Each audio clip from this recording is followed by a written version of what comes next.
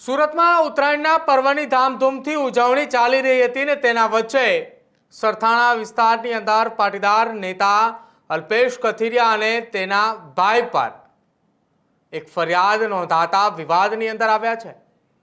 કિરણ ચોક પાસે આવેલી પતંગની દુકાનમાં ભાવતાલ બાબતે થયેલી સામાન્ય બોલાચાલીએ એક ઉગ્ર સ્વરૂપ ધારણ કર્યું અને ઉગ્ર સ્વરૂપ મારામારી સુધી પહોંચી હતી કે જેમાં અલ્પેશ કથિરિયા સહિત 3 વ્યક્તિઓ સામે ફરિયાદ નોંધાતા હવે ખળભળાટ મચ્યો છે। 14મી જાન્યુઆરીની રાત્રે બે સગીર મિત્રો એ પતંગની ખરીદી કરવા માટે નીકળ્યા હતા અને તેઓએ સરથાણાના કિરણ ચોક પાસે આવેલા પાટીદાર પાઘડીવાળા પતંગ સ્ટોર પર જાય છે। ત્યાં ખરીદી દરમિયાન પતંગના ભાવતાલ બાબતે ગ્રાહક અને સંચાલકો વચ્ચે એ બોલાચાલી થાય છે અને અલ્પેશ કથિરિયાના ભાઈની સાથે એ રકઝક જે છે તે થઈ હતી ને અસામાન્ય બોલાચાલી એ જોતામાં એટલી ઉગ્ર થઈ કે ત્યાં એક ઝઘડો થયો।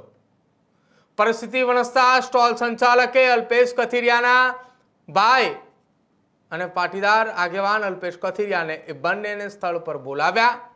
બંને ત્યાં સ્થળ ઉપર પહોંચે છે અને ફરિયાદીએ આખી આ ઘટના મામલે આરોપ લગાવે છે કે અલ્પેશ કથિરિયાએ ત્યાં પહોંચતા જ મામલો એ થાળે પડવાની જગ્યાએ વધુ ગંભીર બન્યો હતો।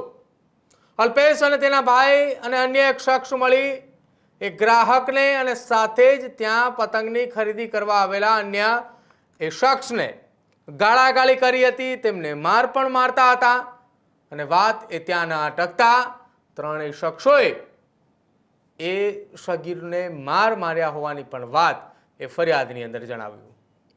આ ઘટના બાદ ઇજાગ્રસ્ત એ બંનેને તત્કાલ ધોરણે સરથાણા પોલીસે ત્યાંથી લઈ અને પોલીસ સ્ટેશને પહોંચ્યા હતા। તેમના સામે કડક કાર્યવાહીની વાત ચાલી રહી હતી। જો કે આ તમામની વચ્ચે સોશિયલ મીડિયાની અંદર કેટલાક વિડીયો સામે આવે છે કે જેમાં અલ્પેશ કથિરિયા અને સાથે જ તેની સાથે અન્ય રહેલા 2 વ્યક્તિએ આખી આ ઘટનાની અંદર એ મારતા હોવાની વાત સામે આવી રહી છે। જો કે આ મારવાની ઘટના બનતાની સાથે જ આ કેસની અંદર ત્યાં ઉપસ્થિત એક શખ્સ કે જે આ તમામ વિડીયો એ તે પેલા ફોનમાં રેકોર્ડ કરી રહ્યો હતો, એ દરમિયાન અલ્પેશ કથિરિયા ત્યાં પહોંચે છે અને અલ્પેશ કથિરિયાનો પણ વિડીયો ઉતારવાનો પ્રયત્ન કરે છે ને ત્યાં વધુ એક ઘટનાની શરૂઆત થાય છે અને એ જ આખી ઘટના સંદર્ભે પોલીસ એ ફરિયાદ દાખલ કરે છે।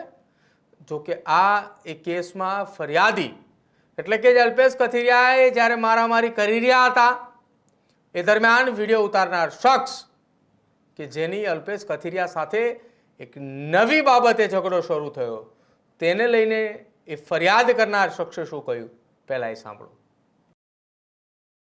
બનાવ આપણે 13 તારીખે રાત્રે અમે પતંગની ખરીદી કરવા ગયા। આપણે કિરણ ચોક ગયા અને પાટીદાર પાઘડી વાળાનો સ્ટોલ હતો અને ત્યાં અમે 5 થી 10 મિનિટ ઉભા રહ્યા। એટલે એનાઉન્સ કરતા એક લોકો ગાળ બોલી એનાઉન્સમાં સ્પીકરમાં કે મેં કીધું આ 2 થી 3 વાર ગાળ બોલી એટલે મેં એનાઉન્સ કરતા તેની પાસે ગયો।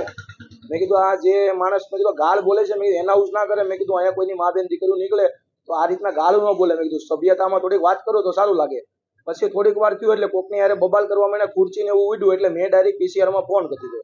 પીસીઆરમાં ફોન કરીને ડાયરેક્ટ પીસીઆર આવી ગઈ। પછી અલ્પેશ કથિરિયા અને તેના ભાઈ બંને આવીને અને પછી બધાને ગાળું બોલોચને મારવા માંડ્યા।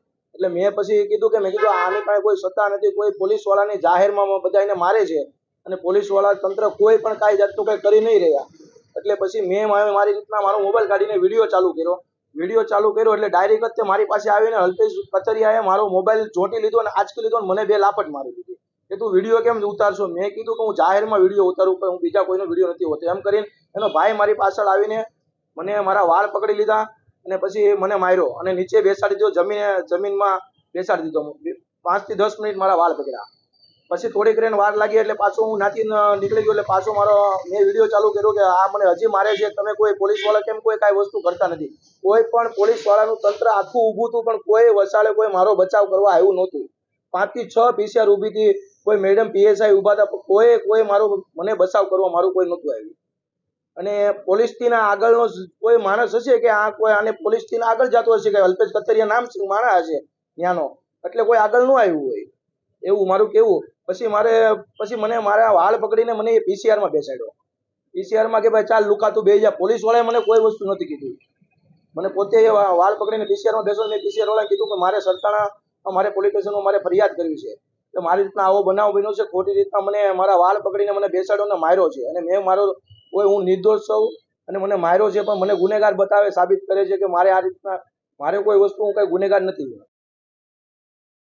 સરથાણા પોલીસે ફરિયાદીની ફરિયાદના આધારે તપાસની શરૂઆત કરી, જેમાં પ્રાથમિક દ્રષ્ટિએ અલ્પેશ કથિરિયા, તેના ભાઈ સહિત અન્ય એક વ્યક્તિની સામે આ કેસમાં એક ગુનો દાખલ કરી પોલીસે આસપાસના વિસ્તારના સીસીટીવી ફૂટેજ અને જે વાયરલ વિડીયો છે તેના આધારે સાક્ષીઓના નિવેદન લઈ આગળની તપાસ હાલ ચલાવી રહી છે. જો કે આ કેસની તપાસ ચલાવી રહેલ સરથાણા પોલીસની ટીમે અત્યારે શું નિવેદન આપ્યું સાંભળો. तारीख 14/1/2026 को उत्तरायण के दिन सरथाना पुलिस स्टेशन के विस्तार में किरण चौक के पास एक पतंग के स्टॉल में मारामारी का घटना सामने आया है. उसमें जो फरियादी है उनका नाम चंद्रेश भाई भालिया है, जो कि LH रोड वराछा के रहने वाले हैं. और समा वाला जो है वो अल्पेश कथीरिया है और उनके एक भाई है और एक अन्य व्यक्ति है. इसमें हमने BNS की धारा 352, 115B और 54 के तहत फरियाद दाखिल की है, NC फरियाद. और इसमें लड़ाई जो हुई थी वो बेसिकली पतंग के प्राइस को लेके कुछ बोलाचाली हुई थी. उसके बाद दोनों के बीच में लड़ाई हुआ था, इसमें PCR कॉल हुई थी और उसके बाद इसमें फरियादी ने फरियाद दाखिल कराया और इसको फरियाद हमने लिया है. ઉત્તરાયણ જેવા તહેવારના દિવસે જ પાટીદાર સમાજના યુવા આગેવાન, આંદોલનથી જાણીતા થયેલા અલ્પેશ કથિરિયા અને તેના ભાઈની સામે સુરતની અંદર ફરિયાદ નોંધાતા રાજકારણમાં અને પાટીદાર સમાજમાં ભારે ચર્ચાનો વિષય બન્યો છે કે એક સામાન્ય ગ્રાહક સાથે થયેલી માથાકૂટ એક હવે મોટો રાજકીય વળાંક લઈ ચૂકી છે.